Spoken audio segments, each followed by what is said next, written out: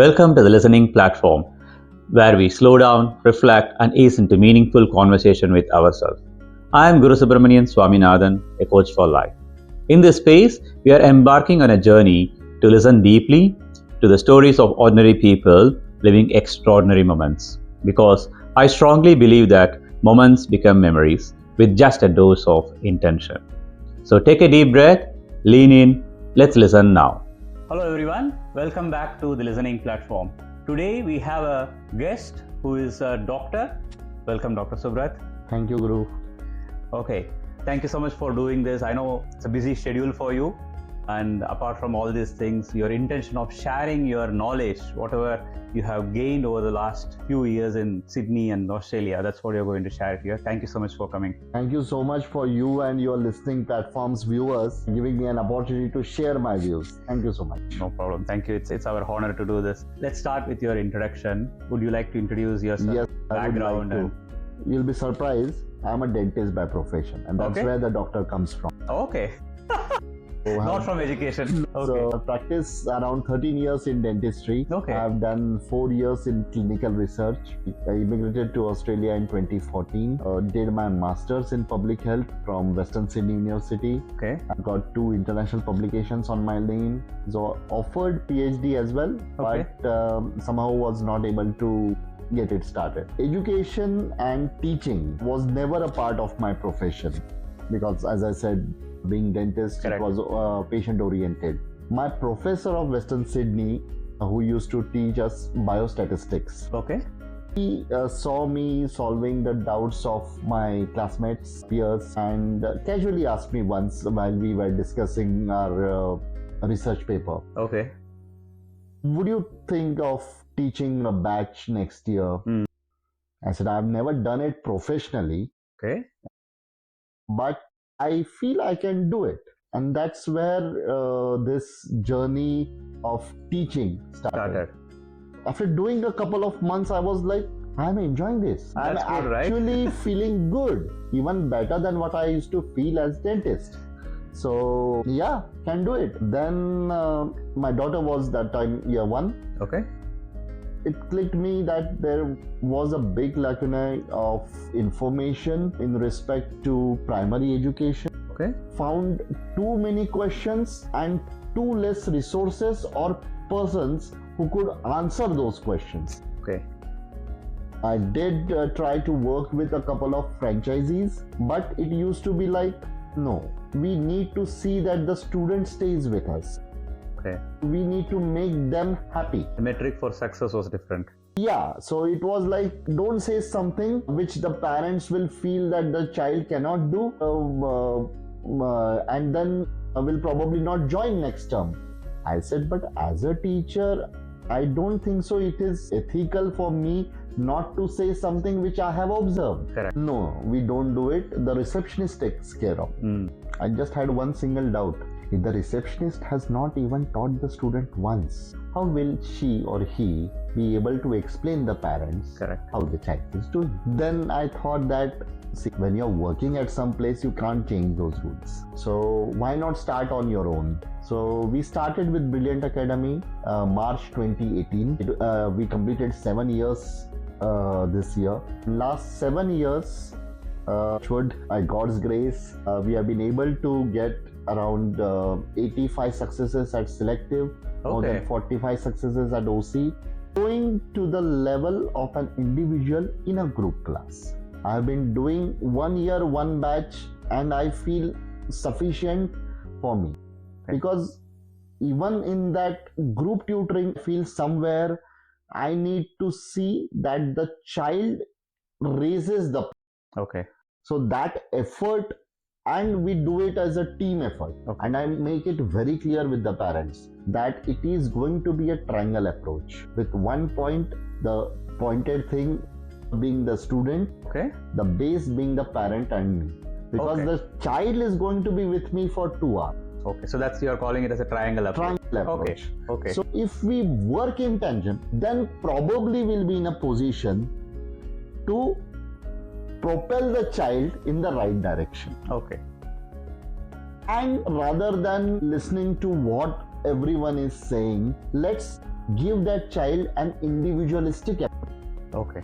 okay, these are things which he or she likes, these are the things which he is good at. Okay. This is how we are able to build up the CV of the child. I know it will be a big deviation, but CV of a child in Australia actually starts building up in year 2. Year 2, is it? Oh my God. Even I was not knowing about that. Going through the process, doing it with my own daughter, giving her all the opportunities possible. It strikes that if someone is there to give basics, the parent can develop. Okay. And here, when we are in a foreign land, I felt that as a community also, I need to help them. Okay. That no, this is what I have done. Giving an example, obviously, this is what I have done. These are the options. This is what these are the things which you can do. But all these things require a certain amount of time to be spent with the student. What's the time normally you spend? I feel I start getting to know what the student is as a person in a term. Okay. In a couple of terms, we actually become good friends. Okay. So we know what hits him or her and what hits me. Then term 3, we are actually thinking in the same line. And then we start developing, okay, so our goal is, yes, on that R thing. Where did that word R come from in my dictionary? When I took admission for Masters of Public Health in Australia, okay, I had my first lecture with a very fantastic professor, Professor John McDonald. Okay. The first sentence, Guru, he said was, "We are here to learn." As an Indian student, I was like, what is we? I am here to learn. It is you who are going to teach and we who are going to learn. He said, no. In Australia, in Masters, it does not happen that. Okay. I learn with you all. Okay. Because every year, every batch gets me a newer perspective. Okay. Believe me, that blew my mind. Okay. That is just actually talking about this person. Okay, Professor John McDonald established men's health seat in Australia. What do you say? University. Position, men's health. Okay. He established. He has more than 30 plus PhDs under him. That's a very good background.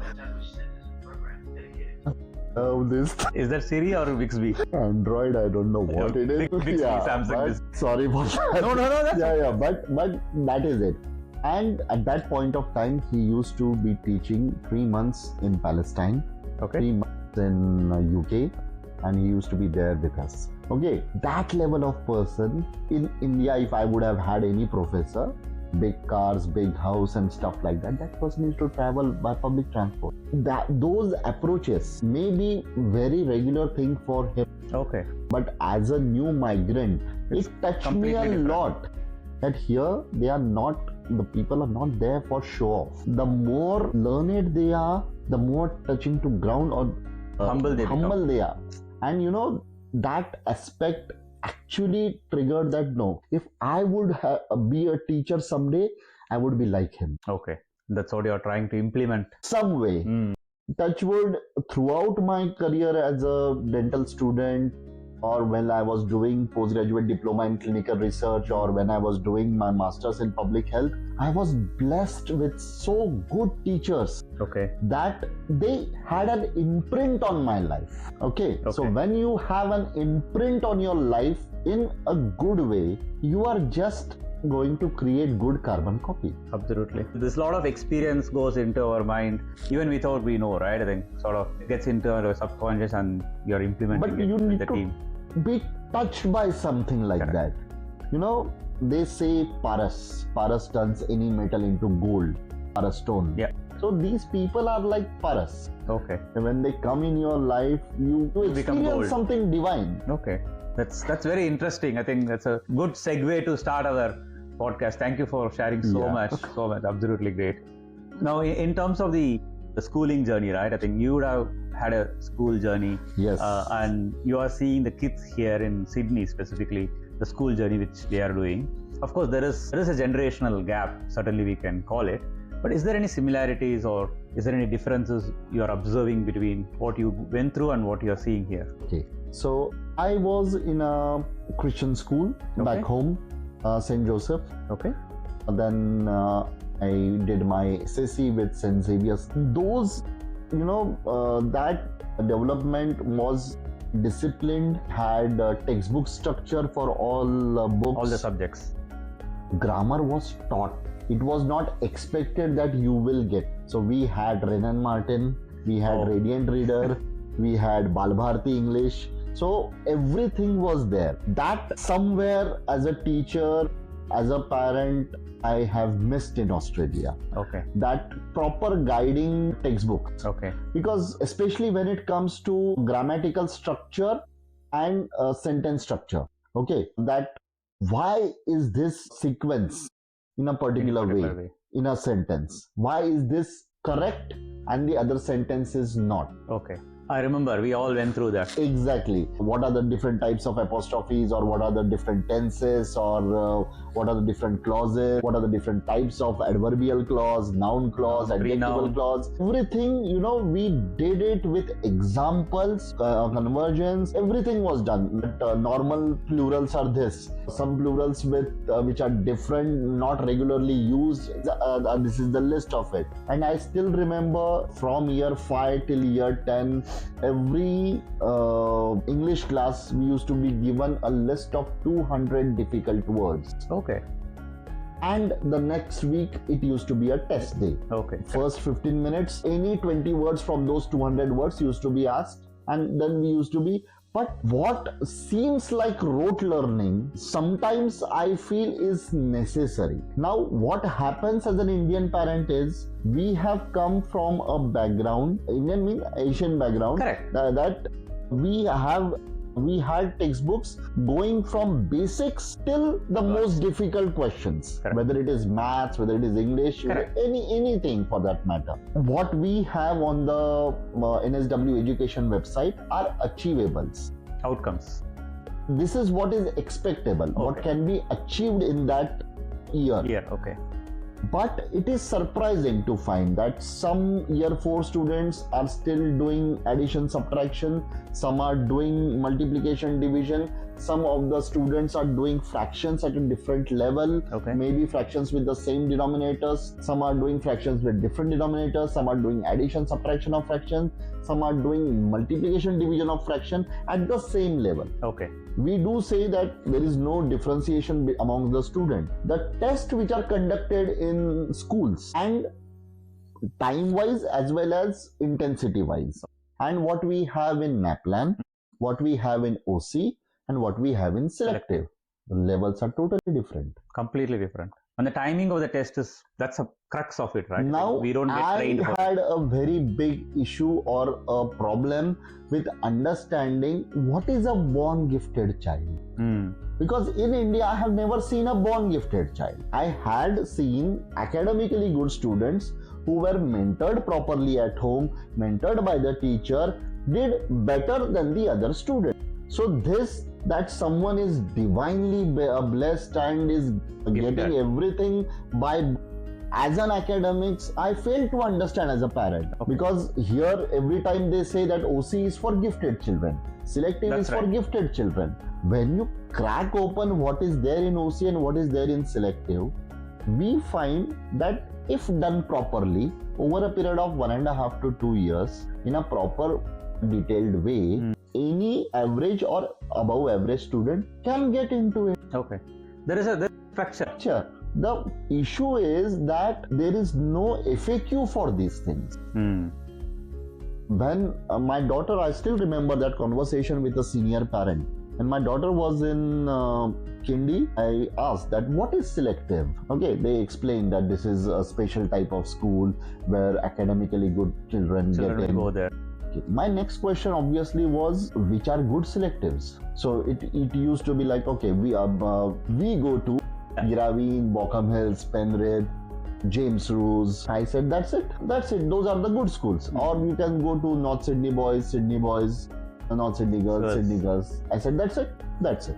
When we actually came to that selective level, was surprised to find a list of over 40 schools. Correct. There is a big list. Then the question comes to my mind that why are other schools not promoted, or is there a difference between what is taught in a particular school or the other? The answer is no. They are also doing advanced English, advanced maths. They are also doing advanced English, advanced maths. In fact, when I went through how schools actually teach, which schools are implementing what strategies, I still remember that time Prairie was around 180 ranking. I said this can be a good option for someone who is just around average level. Guess what? Next couple of years it jumped 100 places. So it was the approach of the teachers, the strategy which they implemented, that takes a particular school to a different level. Absolutely right. If you take any school which is known as a good school, whether it is public, private, grammar, Catholic, anything, it is driven by some teachers or the head of the school. So if their driving force is good, school. Correct. The thing is that driving force, when it moves out, the name is still there, but the driving force is out. The driving force is not there. Then the ranking starts dropping in. Those parents who have had their kids when the driving force was there still continue recommending that school. Okay. And the others are like, we understand why they were recommending us. So even if what conclusion I have come to after this field in around 10 years is that even if you had your elder child going to a selective school and there is a gap of 5 to 6 years for the younger one to be in the same level or the same range appearing for selective, there is a lot of water which has flown under the bridge. The strategy has to be forget about different. 5 to 6 years, every year it is different. 2018 they came up with a PDF or a research paper highlighting all the positives and issues with the selective system. Hardly anyone has read it, but it is there on Google if someone wants to. And then they started implementing these things one by one. Then the structure changed. 2021 the structure changed. It turned from the general ability to thinking skills, numeracy to mathematical reasoning. It was not just a change of names. Total pattern change. It is not maths. It is mathematical reasoning. It's implementation of your fundamentals according to what you figure out. So the questions are more descriptive, more English based. Okay, the intensity of passages which we used to have before 2018-2019 and the intensity of English passages now is totally different. Okay, so it has increased. It has increased a lot. Okay, writing which was stuck on like a sentence was given or a word was given or a picture was given and you had to write a narrative type, or a persuasive type or something. It was more NAPLAN based. It turned out to be understanding first and then writing. So newspaper report article or any other thing which has come in the email was there. There was all those questions which have come from 2021 to 25.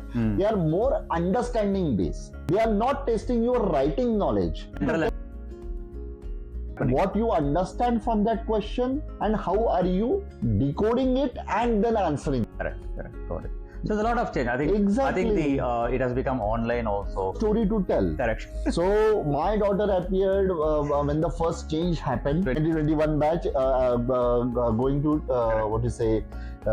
a 21 admission. I mean that year till 18th of December, we did not have the sample papers. Okay. So when parents say that, we started late preparation, I always give this example. My own daughter's batch, when they were appearing for selective, we got the sample papers end of the December. Everyone was on December vacation. Correct. Jan vacation series when we started, that was the only series that they got to practice for the exam. Month of Jan, I still remember, we started with the series and 11th of March, these kids appeared. That year we had 23 successes in selective. Okay. How I was able to do that was preparing their mindset by three things. See, whatever change is going to be there, is it going to be for you as an individual? No, it is going to be for everyone. Okay, so you cannot worry about whether it is advantage or disadvantage. It's for everyone. For everyone. Okay, number of questions which we used to have for general ability, if you remember, it was 60 questions in 40 minutes. It turned to thinking skills 40 questions in 40 minutes. So is it better? Yes, it is better. From the time wise. Yeah. Yours is the first batch. Yours is the first batch. So everything cannot be experimented on you. So you will probably after a while feel that we had the easiest paper of the lot, and which turned out to be. But that fear of anxiety needs to be captured. Whether it is going from year 2 to year 3 or appearing for a totally new system of exam or doing something which you have never done in life, like riding a bicycle. No one learns from the mother's womb how to ride a bicycle. Everyone falls, they hurt their knees, everything happens. But those who pursue and do it consistently, they get the benefit. So in this case, right, I think you have seen like successful people around 85 plus OCs for last. So what is a pattern in which you see parents are asking or seeking help with tutors? I always feel what they want to ask, even in the first call or the first meet, is totally different than what they have in mind. Okay. Usually, or it might be my feeling. The reason is that finally everyone wants to know, this is my child, will he or she get into OC or select? But they will be beating around the bush. So can we know about the teacher? Has the teacher did his education in Australia? If you ask masters, yes. Others, I am not. Has that teacher been instrumental in getting students in? Yes. Okay. Yeah. Is it the same WEMT, WEMG pattern that follow? No, those are names. What you need is your goal. You have come here to help your child or get help for your child to succeed. Now, I always say this, and I'd like to add this anecdote to this question. All tutors, I respect every institution, all my competitors, all my peers in the tutoring fraternity a lot. We are all like 6 blind men and elephant. I always tell that story. If I hold the trunk of an elephant, I feel selective is like a pipe. Or my competitor, whatever you say, holds the tusk. It is like a pointed thing, sharp, hard, difficult. Each person has its own views. Exactly. And that is the beauty of this thing. Okay, putting everything in the same package only because it is the name of the exams. I feel that it is not justice to everyone who is in that field. Okay, everyone's approach, as I said, is different. I am not saying or not even commenting to what extent everyone is doing or what we are doing. No, everyone has an aim of getting or helping the student to the best. Correct. We do have the same aim. Intent is same. But when you call or when you are doing as a parent, when you are calling that no, my daughter or son is going to XYZ tutoring, they do this here. Do you do the same? If you wanted the same, why are you changing? If you are looking for something different, what are you looking for? What is the loophole or what is the lacunae there? And what are you expecting more? What is not fulfilled? Let's talk on that. So if parents have to ask the right questions to the tutors, what is that they should be?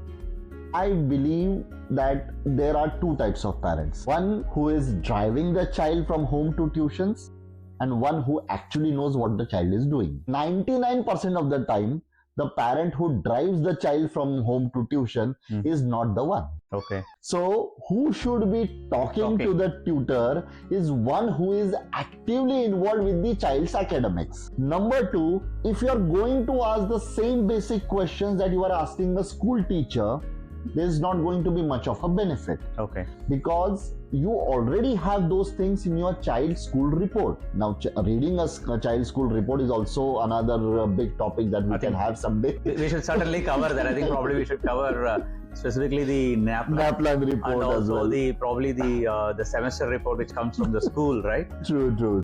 Welcome back to the Listening Platform. I hope you enjoyed the part 1 of the conversation with Dr. Subrat. We are going to delve into the details of the selective in part 2 and much more details specifically around this. There are specific actions you can take based on the part 2 which we are going to publish very soon. I hope you enjoy this episode.